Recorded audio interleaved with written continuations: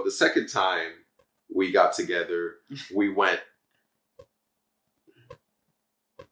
Babe, I'm sorry. It's just like you're looking at me. You're like, I feel pressure.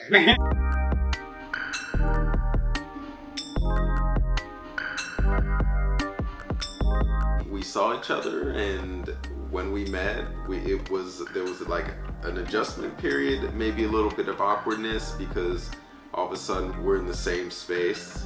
But we got past that, and we ended up actually having a really good time with each other. I remember he held me like so tight, and I was just like, oh my gosh, this man has like a strong hug. It wasn't like one of them like church hugs, y'all. Like it was like a full on like embrace. And we stayed on the strip, which means that we had to get out there and see a little bit of what the strip had to offer. So I remember we had lined up, thanks to you and your planning. Groupon, thanks Groupon. We ended up jumping on a party bus. Mm-hmm. Yeah, we jumped on a party bus and had fun. There was some other people we made friends with in the group. It was lit. We celebrated with them. Really impressed by some of the clubs out there in Vegas. Huge amounts of people. I don't know what club that was. Dre's, I think. Yeah. Or Dre's. Yeah, Dre's. Maybe that was it. So like the party bus that I found, it was actually, I got a really good deal on it, y'all. For both of us, it took us to like 4 different clubs. One of them was actually a strip club. The first day we met, y'all, we went to a strip club together. Do as we say, not as we do. Did you know it was in the package? Did you know they were gonna go to a strip club?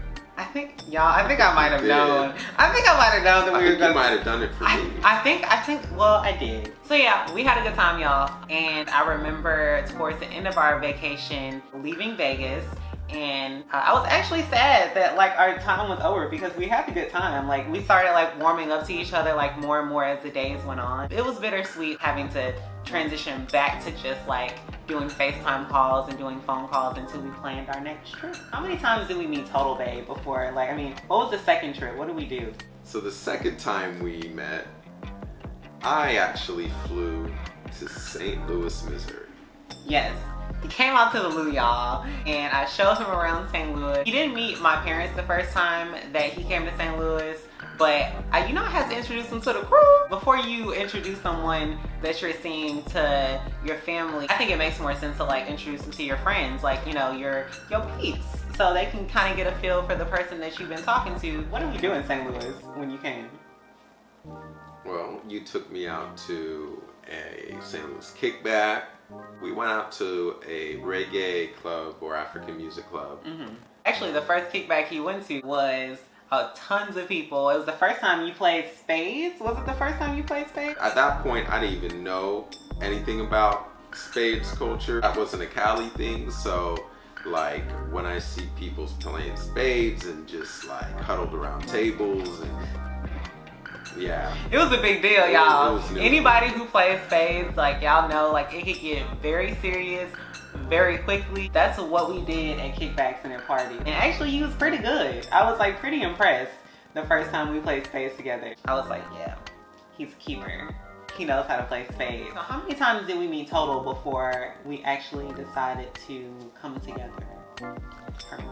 So we actually met one more time. You came out to California.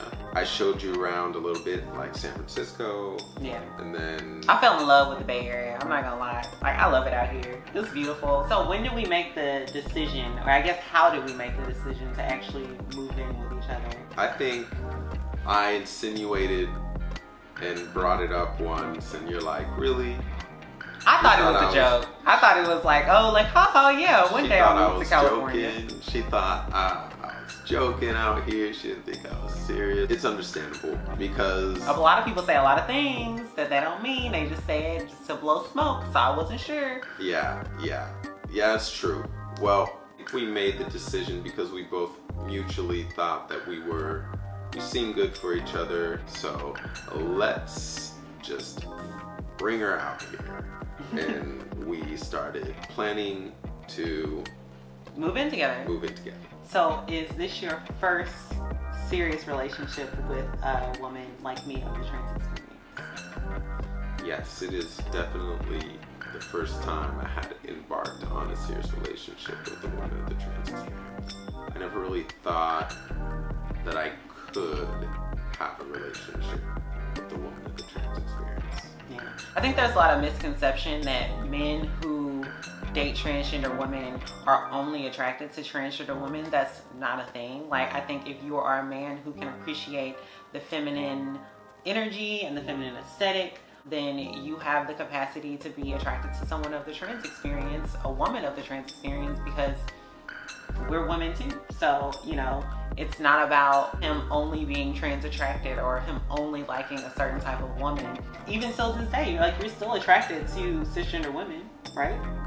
Yeah, I don't know if it's like this for all men, but what's attractive to me is the feminine energy, femininity, and the aesthetics of a woman. However, in trans women, it's like a different woman. So there's its difference, but I think in essence, it's still the same. I would agree. So I guess for my last question, I just want to know, is there anything that you would say to a guy out there who might be interested in dating a woman of the trans experience and having a serious relationship?